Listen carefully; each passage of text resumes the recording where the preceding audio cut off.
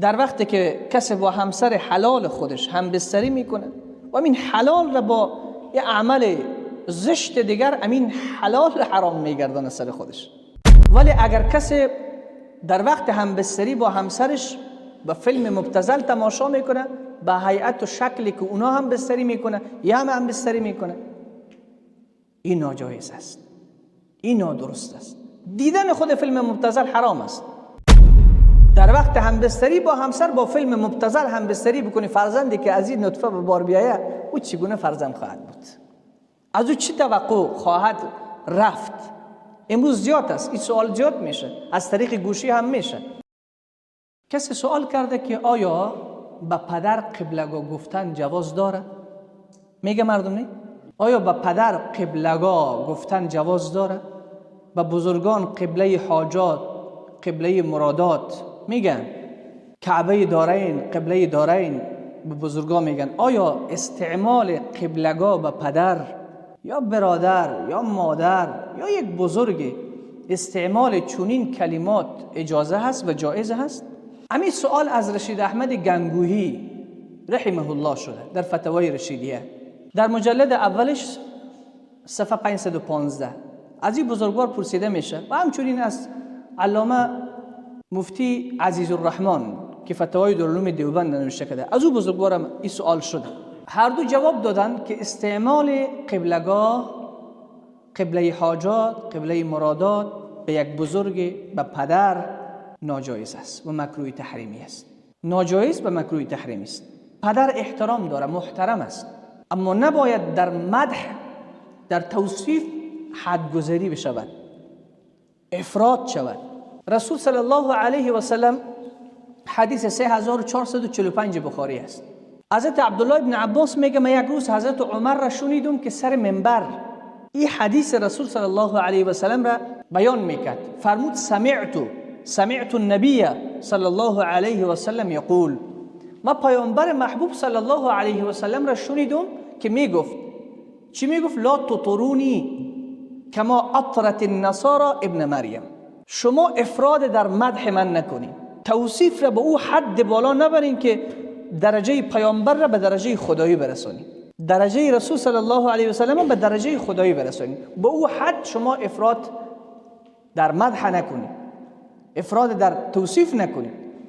کما اطرت النصارى ابن مریم، قسمی که نصارا، عیسوی ها به فرزند مریم که حضرت عیسی هستند افراد در مدح کردن، گفتن پسر خداست، گفتن خود خداست، نعوذ بالله من ذلك. پیامبر فرمود فانما انا عبده، من بنده الله هستم، فقولوا عبد الله و رسوله، شما بگوین بنده الله و رسول الله صلی الله علیه و سلم. بنابراین کلمه قبلگاه به پدر استعمال کردن یا به یک بزرگ استعمال کردن این مکروه تحریمی است. استعمال نکردن این به احترامی به پدر نیست. ما کل عمر پدر را پدر گفته، دعا کردن در حقش، احترام پدر را به جا آوردن، به سر زو چیغ نکشیدن، توهین نکردن، پیشگپی نکردن، در مجلس از پدر بالا ننشستن، عیب پدر را نگفتن، این خودش احترام است. این خودش احترام است. محبت داشتن، نیازهایی که داره به اندازه توانت برآورده کردن، این احترام پدر است. پس اگر به پدر میگیم قبلگاه، پس ما افراد در مدح کردیم. علامه رشید احمد گنگوهی در فتاوای رشیدیه، علامه مفتی عزیزالرحمن در فتاوای دارالعلوم دیوبند میگه مکروه تحریمی است. استعمال قبلگاه، قبله حاجات به یک بزرگ، با یک پیر گفتن، قبله مناجات گفتن، یعنی گفتن مکروه تحریمی است. استعمال این کلمات مکروه تحریمی است. ان شاء الله مطلب گرفته شد. مسئله دوم، کسی سوال کرده همبستری، در وقت همبستری با همسر و دیدن فیلم مبتذل جواز داره؟ این خود عقل سلیم من میگه که ناجایز است. در وقتی که کسی با همسر حلال خودش همبستری میکنه و این حلال را با یه عمل زشت دیگر امین حلال حرام میگردانه سر خودش. همبستری با همسر حلال، از محل مشروعی خودش حلال، در وقت حیض نباشه، لواطت نباشه، حلال. ولی اگر کسی در وقت همبستری با همسرش به فیلم مبتذل تماشا میکنه، به هیئت و شکلی که اونا هم بستری میکنه یا هم بستری میکنه، این ناجایز است، این نادرست است. دیدن خود فیلم مبتذل حرام است. حتی عده‌ای از علمای شافعی گفته چیزی که نظر کردنش حرام است تفکرش هم حرام است.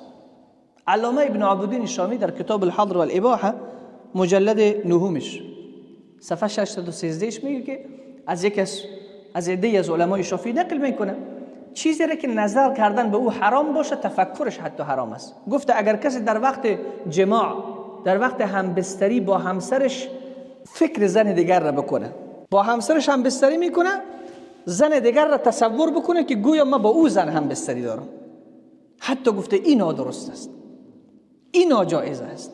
یا مثل کسی گلاس آب را میگیره، آب پاک، داخل گلاس دو سه تا رفیقا هستن، گلاس ها را با هم می جنگانن، با هم تماس میتن، مثل که شرابی ها گلاس شراب را با هم تماس میتن.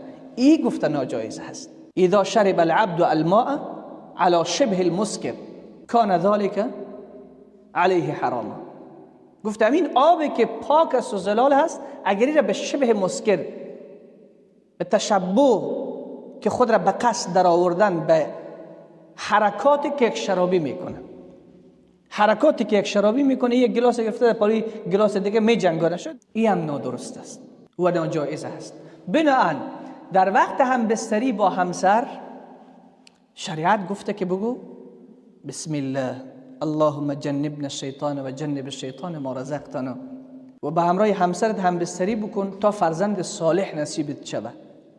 در وقت همبستری با همسر با فیلم مبتذل همبستری بکنی، فرزندی که از این نطفه به بار بیاید او چگونه فرزند خواهد بود؟ از او چی توقع خواهد رفت؟ امروز زیاد است، این سوال زیاد میشه، از طریق گوشی هم میشه. به همین خاطر من خواستم اینجا را جواب بدم. بنابراین دیدن فیلم مبتذل خود حرام، وقتی حرام شد پس هر جایی که را استعمال بکنی و حرام است. پس اگر ما کم عقلانی فکر بکنیم، خیلی بی‌حیایی نیست، خیلی بی‌شرمی نیست که همسرت جسم مرد دیگر را، شرمگاه مرد دیگر را، حرکات مرد دیگر را او تصور بکنه در وقت همبستری، و او تصور بکنه که او مرد به همراه به همبستری داره و تو هم تصور کنی که او زنی که داخل او فیلم هست به همراه به همبستری داره. این خشونت به بار میآید، محبت را از بین میبره، کینه ها پیدا میشه، کدورت ها پیدا میشه، انسان بی‌حیا میشه، انسان دیگه به همسر خودش اشباع نمیشه، به همسر خودش اشباع نمیشه. علما گفتن اونهایی که به فیلم مبتذل عادت کردن گفتن محارم نمیشناسن، محارم نمیشناسن. این خواهر است و این مادر است و این عمه است و این خاله است، این رو باز نمیشناسن. الله رب العزت و الجلال با شما توفیق عمل نصیب بگردان و آخر دعوانا ان الحمد لله رب العالمین.